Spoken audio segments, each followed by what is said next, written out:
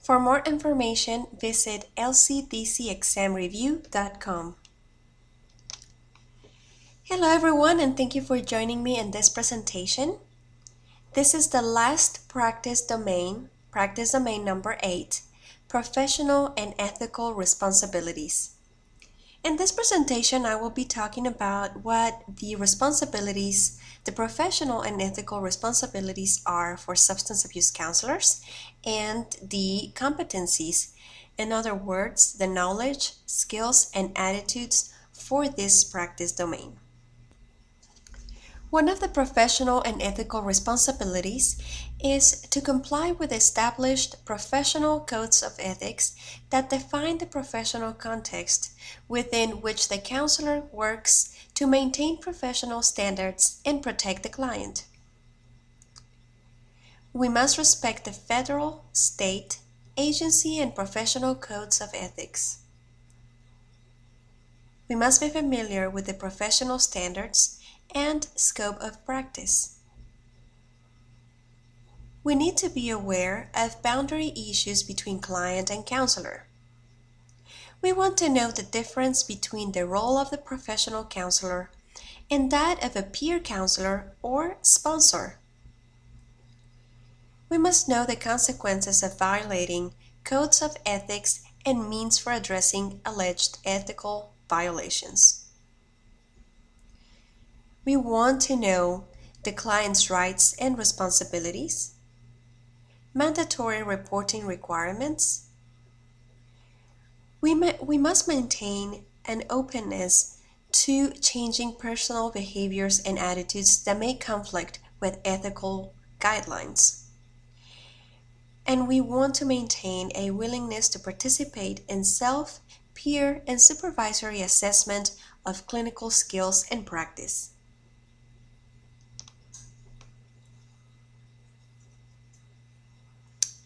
Another ethical and professional responsibility is to comply with federal and state laws and agency regulations regarding the treatment of substance use disorders. So we must be familiar with federal, state, and agency regulations that apply to addiction counseling.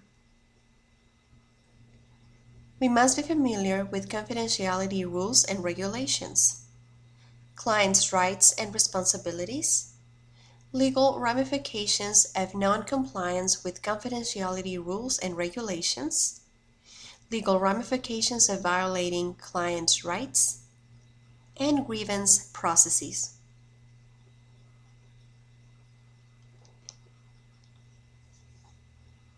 The next ethical and professional responsibility is to interpret and apply information from current counseling and psychoactive substance use research to improve client care and enhance professional growth. We must be familiar with professional literature on substance use disorders, information on current trends in addiction and related fields. We must be knowledgeable about professional associations, resources to promote professional growth and competency. We must be able to read and interpret current professional and research-based literature, apply professional knowledge to client-specific situations, apply research findings to clinical practice, apply new skills in clinically appropriate ways, commitment to lifelong learning and professional growth and development, and we must maintain a willingness to adjust clinical practice to reflect advances in the field.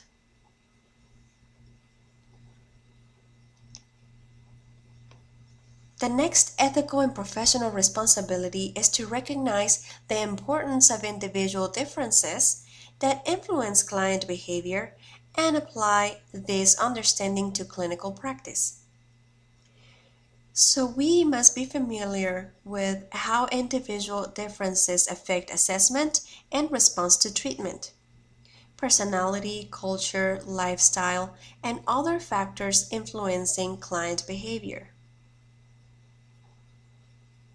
We must be knowledgeable of culturally sensitive counseling methods, dynamics of family systems in diverse cultures and lifestyles, signs, symptoms, and patterns of violence against persons, risk factors that relate to potential harm to self or others, hierarchy of needs and motivations specific to diverse cultures and lifestyles, assess and interpret culturally specific client behaviors and lifestyles, convey respect for cultural and lifestyle diversity in the therapeutic process, and the recognition of one's biases toward other cultures and lifestyles.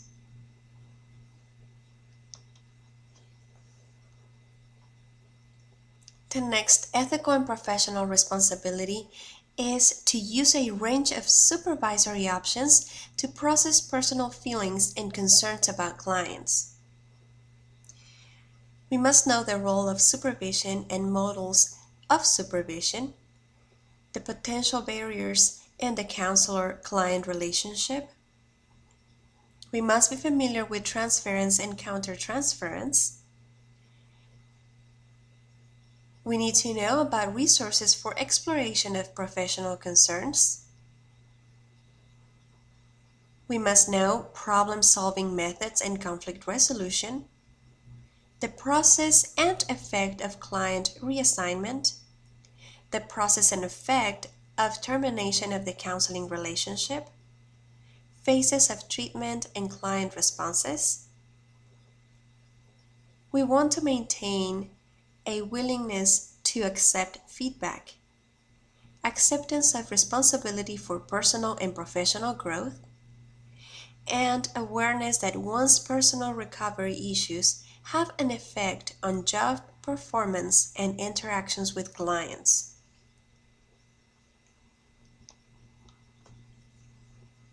The next professional responsibility is to conduct self-evaluations of professional performance, applying ethical, legal, and professional standards to enhance self-awareness and performance.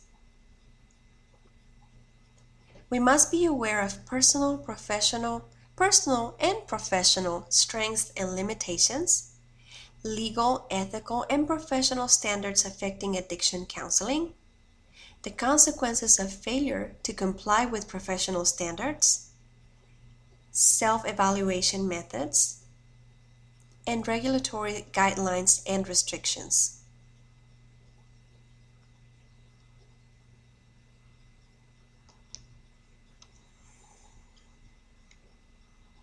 The next ethical and professional responsibility is to develop and use strategies to maintain one's physical and mental health. This is a very important responsibility. We must be familiar with the relationship between physical health and mental health. We want to know about health promotion strategies. We really want to carry out regular self-assessment with regard to physical health, mental health, and recovery from substance use disorders. Use prevention measures to guard against burnout. Employ stress reduction strategies. Locate and access resources to achieve physical health, mental health, and recovery from substance use disorders. And we want to be a model of self-care as an effective treatment tool.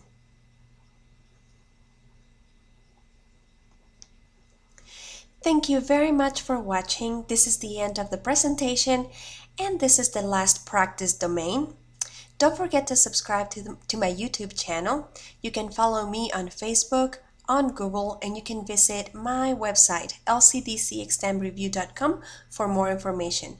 And don't forget to visit and check the description box for more links to resources mentioned in this video and previous videos. Thank you.